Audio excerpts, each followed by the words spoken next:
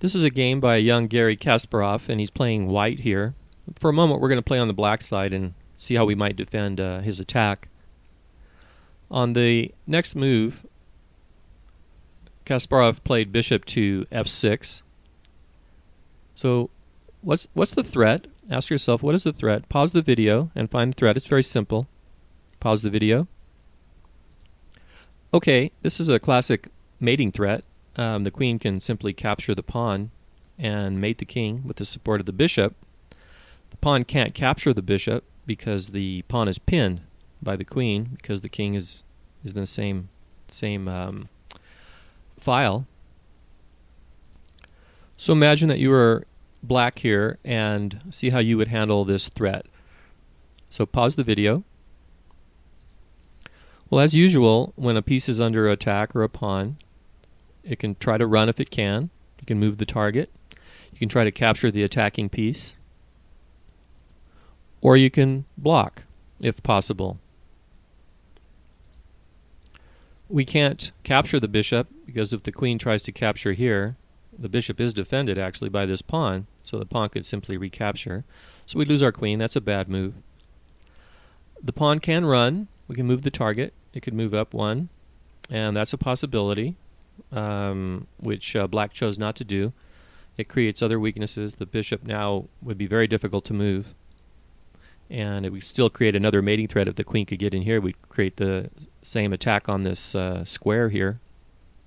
So the last one is to block, and that's what black chose to do here.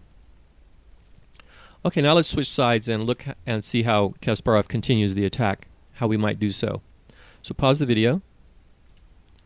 Okay, let's orient ourselves here. The queen is here attacking the bishop, the pawn, x-raying the king here. And here's the bishop here. And your evaluation should always contain what pieces are already being attacked. The knight is being attacked by the rook here, and the pawn is attacking the bishop, and the bishop is attacking the pawn. So let's see what this move, remember, defensive moves also may contain hidden threats. They may simultaneously defend and attack something. So we are white now, and let's see if this bishop move has caused any threats. So pause the video. Now that the bishop has moved to g6, it has actually blocked the pin, which means that this pawn is free to move, and it is attacking the bishop. So our bishop, the white bishop, now is under attack. White could try capturing the knight. Since the bishop is pinned, the bishop can't really take the rook, because if the bishop takes the rook, the queen would be able to mate the king because of the pin. So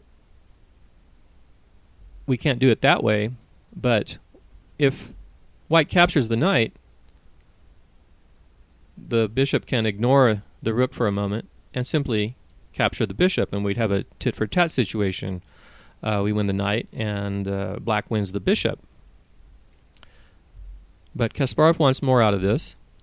So sometimes when you have a very powerful threat, you might want to be a little less greedy and forget about the mate threat and see if you might be able to win material or gain some other advantages. You should always consider sacrifice as part of your evaluation. So we see here that the bishop is attacking the pawn is attacking the bishop too, but we're also attacking the pawn.